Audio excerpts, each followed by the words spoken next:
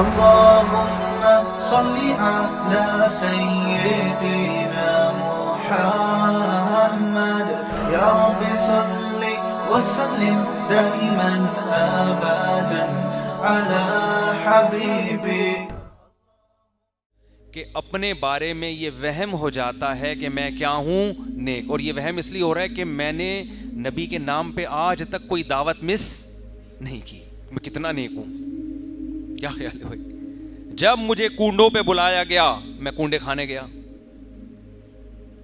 میں نے آج تک نبی کے نام پہ کوئی کھانا مس نہیں کی. جب مجھے تیجے پہ بلایا گیا سب سے پہلے میں گیا ہوں. اور مرحوم کے نام پہ میں نے 8 لیگ پیس کھائے ہیں. لاتیں کھائی ہیں, لاتیں. ہمارے ایک دوست جو ہے نا مرغی کی لیگ پیس کو لاتوں سے تعبیر کرتے. ابھی ہمارا سفر تھا نا تو ان کو لیگ پیس چاہیے ہوتے تھے, وہ مرغی کی لیگ پیس بڑے شوق سے کھاتے ہیں. تو مجھے کہنے لگے یار مجھے لاتیں چاہیے. خیریت. تو وہاں ہوٹل پہ جا کے بھی بھائی 4 لاتیں لے آؤ. ہم نے کہا ایسا نہ ہو کوئی لاتیں مارنا شروع کر دے یہاں پہ. تو نبی کے نام پہ مرغی کے لیگ پیس, چیسٹ اور بکروں کے پٹ بہت شوق سے چانپیں کھائی جاتی ہیں. تو وہم ہو جاتا ہے کہ میں کیا ہوں؟ نیک. انسان جب کسی دوسرے کے منہ سے اپنی تعریف سنتا ہے اسے 100% یقین بھی ہو کہ یہ غلط بول رہا ہے, لیکن اسے یہ وہم ہونے لگتا ہے کہ یہ سچ بول رہا ہے. واقعی میں تو ایسا ہوں. لوگوں کی تعریفیں لوگوں کے منہ سے سن کے کبھی کسی خوش فہمی میں مبتلا نہ ہو. انسان اپنے عیبوں سے غافل ہو جاتا ہے. حضرت حکیم الامہ مولانا اشرف علی تھانوی رحمہ اللہ تعالی بڑی خاندانی بات فرمایا کرتے تھے.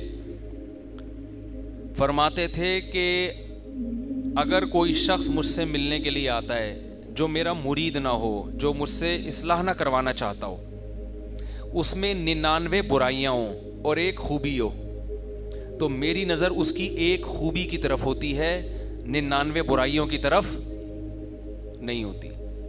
جو چاہتے ہیں کہ مجھ سے اپنی اصلاح کروائیں, پہلے تو پیر و مرشد بنایا جاتا تھا اپنی برائیوں کو ٹھیک کروانے کے لیے. اب یہ چیز مارکیٹ سے کیا ہو گئی ہے؟ شارٹ. آپ کسی کو سمجھتے ہیں نا, کسی سے عقیدت ہے, مثال کے طور پر مجھ سے عقیدت ہے, آپ آئے حضرت جی کوئی ہمارے اندر خامی ہو بتایا کریں پلیز. میں بتانا شروع کر دوں ایک دم لال پیلا نیلا ہونا شروع ہو جائے گا. آپ کو کس نے کہا کہ میں ایسا ہوں؟ ایک دم غصہ آنا شروع ہو جائے گا. ڈاکٹر کے سامنے غصہ نہیں آتا. ڈاکٹر کہے گا آپ کا جگر صحیح کام نہیں کر رہا, آپ کے پھیپھڑے مسئلہ, کبھی نہیں غصہ آئے گا. ڈاکٹر صاحب چیک کریں, اچھی طرح چیک کریں, ٹیسٹ لکھ کے دے دیں, میں آغا خان سے ٹیسٹ کروا لیتا ہوں. لیکن روحانی بیماریوں کا سنتے ہی کیا آ جاتا ہے؟ باپ بتائے گا اپنے بیٹے کو بیٹا تمہارے اندر یہ خامی, تو جواب دینا شروع کر دے گا. اپنی خامیاں سننے کا تحمل جس کے اندر پیدا ہو گیا تو سمجھو بس اس کی اصلاح ہو گئی ہے. خامیاں تو ختم کبھی بھی نہیں ہوں گی. یہ خامی ختم ہو جائے کہ اپنی برائی سننے کا کی برداشت پیدا ہو جائے, بس اس کا مطلب بندہ ٹھیک ہے. بھائی خامیاں تو کبھی بھی ختم نہیں ہوں گی, وہ تو کبھی ایک خامی ختم ہوئی تو دوسری پیدا ہو گئی, دوسری پیدا ہوئی تو جیسے تہذیب کی ضرورت پڑتی ہے نا, درختوں کی شاخیں نکلتی رہتی ہیں, کٹنگ ہوتی رہتی ہے, تو آپ کے اندر بھی برائیاں پیدا ہوتی رہیں گی, کٹنگ ہوتی رہے گی. ایسے بن جاؤ کہ تہذیب کی ضرورت ہی نہ رہے, ایسے نہیں بن سکتے آپ. ایسا یہ ہو ہی نہیں سکتا. جو آدمی کہتا ہے میں بہت صحیح ہوں, میری کوئی غلطی نہ بتائے, یا اس کو غلطی بتا رہے غصہ آ رہا ہے, اس کا مطلب یہ تو ٹھیک ہے ہی نہیں, یہ ٹھیک ہی نہیں ہے. غصہ آنے لگتا ہے. اور خاص طور پہ جب کوئی بڑا سمجھا رہا ہو, باپ اولاد کو سمجھا رہا ہے, اولاد کو غصہ آنا شروع ہو گیا, تو پہلے تو اس کے تکبر کا علاج کراؤ. پہلے اس کا کس کا علاج ہوگا؟ تکبر کا. بعد میں باقی چیزیں. پہلے تو باپ بولے بیٹا تو پہلے نا یہ چیز ٹھیک کر لے کہ تو سننے کا برداشت کی طاقت پیدا کر اپنے اندر. شوہر بیوی کو کوئی غلطی سمجھا رہے, ایک دم بھڑکنا شروع ہو جائے وہ, تو وہ غلطی اتنی بڑی غلطی نہیں ہے, یہ بھڑکنا.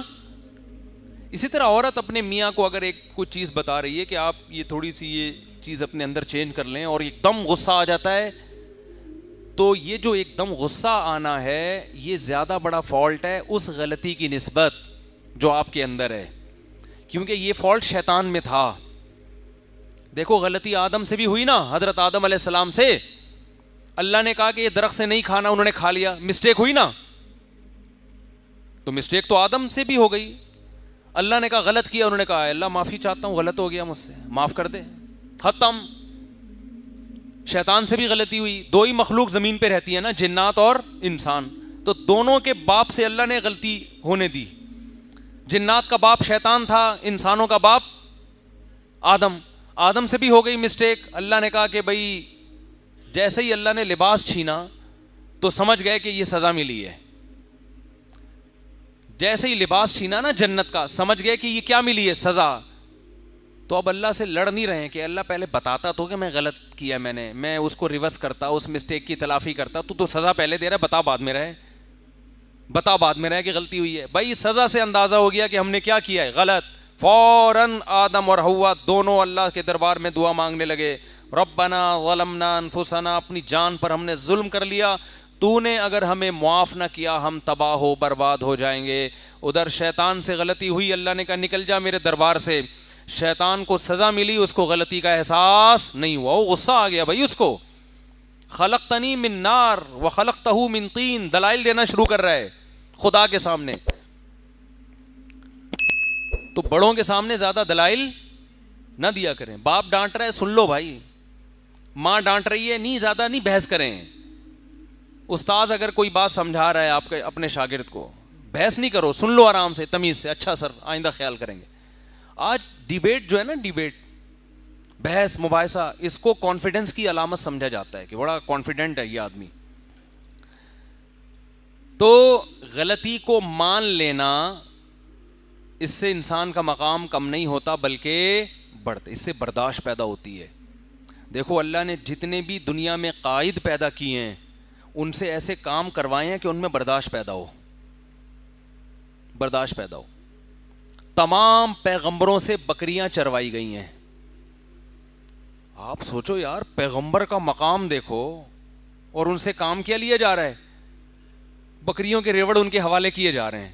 موسیٰ کلیم اللہ کیا کم مقام تھا, موسیٰ کلیم اللہ کوہ طور پہ بلا کے اللہ ہم کلام ہو رہا ہے, کام کیا لیا جا رہا ہے, 10 سال بکریاں چراؤ ہے بھائی. اتنے بڑے پیغمبر, ادھر فرعون سے کام کیا لیا جا رہا ہے, مصر کی بادشاہت اور روب دبدبہ جلال, کیونکہ اللہ نے اس کو لیڈر نہیں بنانا تھا, اس کو بچپن سے حکومت مل گئی. چاپلوسی کرنے والے لوگ مل گئے, تعریفیں کرنے والے لوگ مل گئے, ہر بات میں یس سر جی سر کرنے والے مل گئے بچپن سے. موسیٰ کلیم اللہ ٹینشنوں میں جوان ہوئے, پریشانیوں میں, ملک بدر ہو گئے, ملک بدر ہونے کے بعد بکریاں چرا رہے ہیں, کیونکہ بکری کمزور ہے, غصہ بہت آتا ہے, اس پہ آپ غصہ جاری کر نہیں سکتے, مار کھائے گی مر جائے گی, کچھ بگاڑ نہیں سکتا انسان. جب نبی نے صلی اللہ علیہ وسلم نے فرمایا کہ ہر پیغمبر نے بکریاں چرائی ہیں, تو صحابہ نے پوچھا یا رسول اللہ کہ آپ نے بھی؟ فرمایا ہاں میں بھی اجرت پہ بکریاں چرایا کرتا تھا. سید الانبیاء سے اللہ نے کیا چروائی ہیں؟ بولو, بکریاں. اس میں 2 فائدے ہیں, ایک برداشت, دوسری تواضع. بکریاں چرانے والے میں تکبر نہیں ہوتا. جنہوں نے لیڈر بننا ہوتا ہے ان کے اندر اگر تکبر ہے تو وہ اپنی پھوں پھاں میں ہی لگے رہیں گے, وہ قوم کے کسی کام کے نہیں ہوں گے. سمجھتے نہیں ہو بات کو, میرا خیال ہے وہ پھوں پھاں میں لگا رہے گا اپنے. تو دل میں عجب ختم ہو جائے, بس بات کو سمیٹ رہا ہوں, خود پسندی, میں بس ہر وقت آدمی کیا کرتا رہے, میں ہوں, لوگوں سے تعریفیں سنتا رہے اپنی بیٹھ کے. تو ان پہ علماء نے الگ الگ بحث کی ہے, خود پسندی کیسے ختم ہوتی ہے, حسد کیسے ختم ہوتی ہے, کیسے ختم ہوتا ہے حسد, اور تکبر کیسے ختم ہوتا ہے. لیکن علماء کہتے ہیں, کیونکہ یہ صوفیہ کرام کا ٹاپک ہے نا, تو اس کو تصوف میں زیادہ اٹھائے کہ ایک چیز اگر اپنے اندر پیدا کر لو, ایک بیماری سے کا علاج کر لو, تو یہ سارے انڈے بچے خود ہی ختم ہو جائیں گے. وہ ہے دل سے دنیا کی محبت نکال دو, اللہ کی پیدا کر دو, بس یہ سارے انڈے بچے کیا ہو جائیں گے. جب آپ کے دل میں اللہ کی محبت, اللہ کو تلاش کرنے کی چاہت, تو کسی کی دولت دیکھ کر آپ کو جیلسی ویسے ہی نہیں ہوگی, کیونکہ وہ آپ کا محبوب ہے ہی نہیں. جیلسی جب ہوتی ہے جب محبوبہ آپ کی اور کسی اور کی گود میں جا کے بیٹھ جائے, کسی اور کے ساتھ سیلفیاں لے رہی ہے, ڈیٹیں کسی اور کے ساتھ مار رہی ہے, تو آپ جلو گے نا. لیکن اگر وہ آپ کی دھتکاری بھی ہے, محبوبہ ہی نہیں ہے, بھاڑ میں جائے جہاں مرضی جا کے بیٹھے, تکلیف ہوگی آپ کو. بھائی دل کے ارماں آنسوؤں میں اس وقت بہتے ہیں جب ان کے بچے آپ کو ماموں کہتے ہیں. ہر ایک کے بچے آپ کو ماموں کہیں اس سے آپ کو تکلیف نہیں ہوتی. جب ان کے بچے آپ کو ماموں, جس سے آپ کی سیٹنگ تھی, سیٹنگ آپ کی تھی, شادی اس کی کہیں اور ہو گئی, ایک دھچکا لگا, یار یہ کیا ہو گیا, میری نہیں ہوئی. پہلا دھچکا یہ کہ میری نہیں ہوئی, ریجیکٹ, اس پہ غم ہوتا ہے, اس کے ابا نے انکار کر دیا. پھر جب اطلاع ملتی ہے کہیں اور منگنی ہو گئی ہے, دوسرا دھچکا لگتا ہے کہ نہیں لگتا. پھر جس دن بارات آتی ہے اور دلہن رخصت ہو کے جاتی ہے, ایک اور دھچکا لگتا ہے, بے اب تو نکاح بھی ہو گیا, رخصتی بھی ہو گئی. پھر جب اطلاع ملتی ہے بچہ ہو گیا, کیسا جلے گا کہ نہیں جلے گا. اور جب بچہ بڑا ہو کر آپ کو بولے گا ماموں, ہے بھائی کہ کمبخت, ساتھ غیروں کے میری قبر پہ آتے کیوں ہو, تم جلاتے نہیں مجھ کو تو جلاتے کیوں ہو. جلانے کا مطلب زندگی دینا. شاعر جو ہے نا, محبوبہ کے غم میں مر گیا, قبر میں چلا گیا, محبوبہ قبر پہ زیارت کے لیے آ رہی ہے, آئی بھی اپنے بھائی کے ساتھ. تو وہ کہتا ہے کمبخت تو مجھے زندگی نہیں دے سکتی, جلا نہیں سکتی, تو کسی اور کے ساتھ آ کے تپا کیوں رہی ہے مجھے تو. یعنی قبر پہ تو کم از کم اکیلے آ جانا ملنے کے لیے, قبر پہ بھی بھائی کے ساتھ نہیں, یا میرے اپنے عاشق کے ساتھ آ رہی ہے جس میں جل رہا ہوں. یعنی تیری سیٹنگ کہیں اور ہو گئی تھی, تو اس بندے کے ساتھ آ رہی ہے میری قبر پہ. یار ساتھ غیروں کے میری قبر پہ آتے کیوں ہو, تم جلاتے نہیں مجھ کو تو جلاتے کیوں ہو. تو جب جلے گا نا, جب محبوبہ آئے گی ولن کے ساتھ اس کی قبر پہ, کیا خیال ہے, پھر جلے گا یہ. تو جب وہ آپ کی محبوبہ ہی نہیں ہے میرے بھائی, تو پھر کسی کے ساتھ بیٹھے آپ کو اس سے تکلیف نہیں, آپ کے ریجیکٹڈ ہے, وہ پسند نہیں کیا آپ نے اس کو. تو دنیا اگر ریجیکٹڈ مال بن جائے آپ کا, دل سے نکل گئی محبت گاڑیوں کی, بنگلوں کی, دولت کی, اور اللہ کی محبت آ گئی اس کی جگہ, تو پھر یہ دولت کسی کے پاس دیکھ کر آپ کو جیلسی, بولو, حسد ہی نہیں ہوگا, پیدا ہی نہیں ہوگا. حسد کے جو کیڑے مکوڑے ہیں, یہ اللہ کی محبت ایسا اسپرے ہے کہ یہ حسد کے جراثیم کو نگل جائے گی آپ کے لیے, کہ یہ کوئی بڑی چیز ہے ہی نہیں. اور عجب, خود پسندی بھی ختم ہو جائے گی, اس لیے کہ انسان کو جس سے محبت ہوتی ہے نا, وہ چاہتا ہے مجھے ہر قیمت پہ محبوب چاہیے. تو محبوب اگر تعریف کرے گا تو خوش ہوگا, محبوب کے علاوہ لوگوں کی تعریفوں کو وہ لفٹ نہیں کراتا, اس کی نظر میں اس کی ویلیو نہیں رہتی ہے. وقت ہو گیا ہے کافی زیادہ, ورنہ اس پہ میں ہر چیز پہ مثالیں دے کے بات سمجھاتا. خلاصہ یہی نکلا کہ اللہ کی محبت پیدا کر لی جائے, اور وہ جب تک نہیں ہوگی جب تک دنیا کی نکلے گی نہیں. یہ دونوں محبتیں ایک دل میں جمع ہو نہیں سکتی, اور دنیا کی جب نکلے گی اس کا ایک فارمولہ ہے, ایک طریقہ ہے. ہر وقت یہ دماغ میں مسلط کریں کہ یہ مسافر خانہ ہے, رہنے کی جگہ نہیں ہے.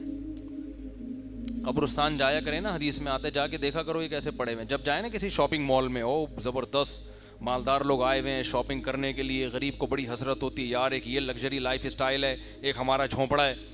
تو یار شاپنگ مال سے نکل کے سیدھا جاؤ قبرستان. یہ سارے شاپنگ مال والے کہاں جائیں گے, لیٹے ہوئے ہوں گے قبروں کے اندر. بڑے بڑے تھے اس میں, آپ ڈیفینس کے قبرستان چلا جاؤ اگر آپ کو رنگی ٹاؤن کا اچھا نہیں لگ رہا, ڈیفینس کے قبرستان جاؤ, کلفٹن کے قبرستان جاؤ, آپ کو لگے گا بھائی اورنگی ٹاؤن کے قبرستان میں اور ڈیفینس کے قبرستان میں اوپر سے تو فرق ہے, اندر سے کوئی فرق, اوپر تو ہوگا شاید کوئی تختیاں وختیاں لگی ہوئی ہوں گی, تو اندر سے سب جتنے کیڑے مچھر کالونی والے کی قبر پہ ہوتے ہیں اتنے ہی کیڑے ڈیفینس کے اندر جو لیٹا ہوا ہے اس کی لاش پہ بھی اتنے ہی کیڑے. ملیر کینٹ ڈیفینس, اور اللہ بھلا کرے کلفٹن, گلشن اقبال, قبرستان اندر سے سب کے ایک جیسے. ختم 2 دنوں کی کہانی ہے یار, گزر گئی گزران, کیا جھونپڑی کیا میدان, ختم ہونے والی دنیا ہے یہ, کیا کرنا ہے اسے دل لگا کے. لا احب الآفلین. ابراہیم علیہ السلام نے جب دیکھا نا سورج کو, ستارے کو دیکھا, تو کہا کہ شاید یہ میرا معبود ہے. جب وہ غائب ہو گیا تو فرمایا لا احب الآفلین, میں فنا ہونے والوں سے محبت نہیں کرتا. اور اللہ کی محبت پیدا ہوتی ہے ذکر اللہ کی کثرت سے. جب انسان عبادت کی کثرت کرتا ہے تو دل کس کی طرف مائل ہونا شروع ہو جاتا ہے؟ اللہ کی طرف سے, اور اللہ کے لیے قربانیاں دینے سے. قربانی کا مطلب اپنی خواہشات کے خلاف جب اللہ کے لیے چلیں گے تو دل اللہ کی محبت اس میں پیدا ہونا شروع ہو جائے گی. تو اس کا سب سے بڑا فائدہ دنیا میں ہوتا ہے. دنیا میں جو اللہ سے محبت کرتے ہیں, جو فوراً فائدہ ملتا ہے وہ سکون قلب, اطمینان, ایسے مزے کی زندگی, خوشی راحت والی زندگی. ایسا قرآن کہتا ہے نا الا بذکر اللہ تطمئن القلوب. وہ کسی نے ایک ویڈیو شیئر کی کہ یورپ میں کسی کنٹری میں کوئی خودکشی کے لیے جا رہا ہے, تو ایک دم کسی نے بچا لیا نا اس کو, قربانی دی بس ڈرائیور نے. تو لوگوں نے کمنٹس کیے ہوئے تھے دیکھو وہاں کے لوگ کتنے اچھے ہوتے ہیں, بس ڈرائیور نے بس روک کے جا کے پکڑ کے خودکشی سے روکا ہے. واقعی بڑا اچھا کام کیا, اپریشیٹ کرنا چاہیے. لیکن یہ نہیں دیکھ رہے کہ ایک خام خواہ میں خودکشی کر کیوں رہا ہے کوئی. اس معاشرے کے پازیٹیو پہلو کو تو دکھایا جا رہا ہے کہ اگر ہمارے یہاں کوئی کر رہا ہوتا تو بس ڈرائیور نہیں روکتا, بلکہ عین ممکن ہے بس کی وجہ سے خودکشی کر رہی. کوئی 4K میں بیٹھ جائے نا کراچی میں, جب تک وہ بس کے اندر ہے اس کا دل کرے گا میں خودکشی کر لوں, کھڑکی سے چھلانگ لگا لوں میں. وہ تو شکر ہے اترنے کے بعد پھر وہ سکون ملتا ہے تو خودکشی کے خیالات ختم. 4K یہاں کھڑی ہوئی تھی نیو کراچی میں, چلا ہی نہیں رہا تھا, بھرے جا رہا ہے, ہل ہی نہیں رہا. بڑی بس ہے تو لوگوں نے پیچھے ایسے ایسے باتیں شروع کر دیں, کوئی کہہ رہا ہے تجھے اس کو نیمبو چٹاؤ, نیمبو, پھر یہ ہلے گا. ڈرائیور نا ایسے لگتا ہے پی پا کے بیٹھ گیا آرام سے, بس اسے کوئی غم نہیں ہوتا پیچھے کس پہ کیا گزر رہی ہے. تو ہمارے ہاں تو یعنی وہ جو بس ڈرائیور نے اس خاتون کو یا مرد کو جو بھی تھا اس کو خودکشی سے بچا لیا, بڑا اچھا کام کیا. انسانیت کو بچانا تو بہت بڑی عبادت ہے, موت سے بچانا. تو اس معاشرے کا یہ ایک پازیٹیو پہلو ہے. لیکن ایک بہت بڑا نیگیٹو بھی ہے کہ جہاں اتنے پازیٹیو لوگ رہتے ہوں جو اپنی جان پہ کھیل کے دوسروں کو بچا رہے ہوں, وہاں اتنے نیگیٹو پیدا کیسے ہو گئے جو خودکشی کرنا چاہتے ہوں. نہیں آ رہی بات سمجھ میں. اور جہاں ہم جیسے اتنے نیگیٹو لوگ رہتے ہوں اس کے باوجود بھی اتنے لوگ خودکشی نہیں کر رہے, تو کوئی خوبی ہے نا یہاں پہ.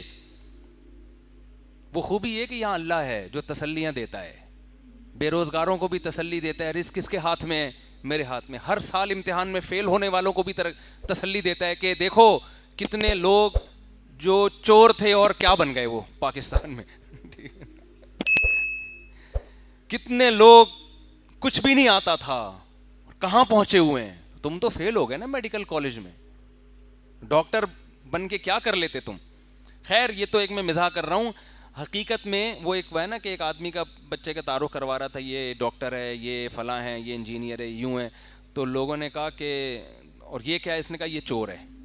تو اس نے اس کو گھر میں رکھا ہوا کیوں, کہہ رہے کما کے یہی لے کر آتا ہے صرف, باقی سارے کچھ بھی نہیں کرتے. تو اللہ کی طرف سے تسلیاں ملتی ہیں غربت میں, مہنگائی میں, بیماریوں میں. کل ایک بزرگ سے ملاقات ہوئی پنجاب میں لاہور کا سفر تھا نا 1-2 دن کے لیے, تو ایک بڑے بوڑھے سے ملاقات ہوئی.